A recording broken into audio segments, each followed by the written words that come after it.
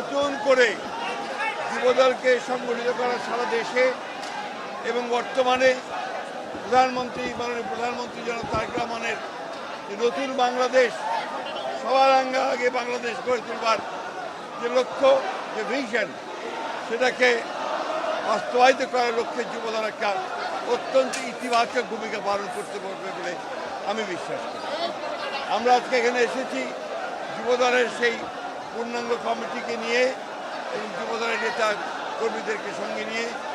আমাদের দলের প্রতিষ্ঠাতা, স্বাধীনতার ঘোষক, বহুদলীয় গণতন্ত্রের পুরো প্রবক্তা এবং নতুন বাংলাদেশের স্থপতি শহীদ প্রেসিডেন্ট জিয়াউর রহমান সাহেবের এবং আমাদের গণতন্ত্রের আপসহীন নেত্রী, আমাদের গণতন্ত্রের মাতা, দীর্ঘ সংগ্রাম করে তিনি বাংলাদেশের গণতন্ত্রকে ফিরিয়ে এনেছেন আমাদের সেই মহীয়সী নেত্রী দেশনেত্রী বেগম খালেদা জিয়ার মাজারে আমরা আজকে সবাই এসেছিলাম শ্রদ্ধা জানাতে।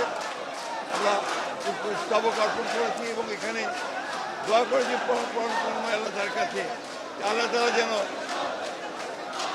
যুবদলের এই নতুন কমিটিকে তিনি সেই শক্তি দেন, সাহস দেন, তৌফিক দেন, তারা সারা বাংলাদেশে যুবদলের একটা শক্তিশালী সংগঠন গড়ে তুলতে পারে, যারা বাংলাদেশকে নতুন করে গড়ে তুলবার কাজে নিজেদেরকে নিয়োজিত করবে।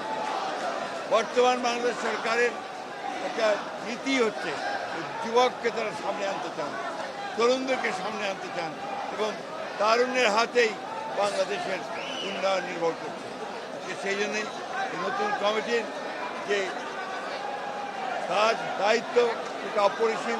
আমরা বিশ্বাস করি তারা আমাদের দেশ নায়ক, আমাদের নতুন বাংলাদেশের নেতা, ডাইনামিক লিডার তারেক রহমান সাহেবের নেতৃত্বে সামনের দিকে এগিয়ে যাবে, বাংলাদেশকে একটি অপ্রতিদ্বন্দ্বী একটি রাষ্ট্রে পরিণত করবে।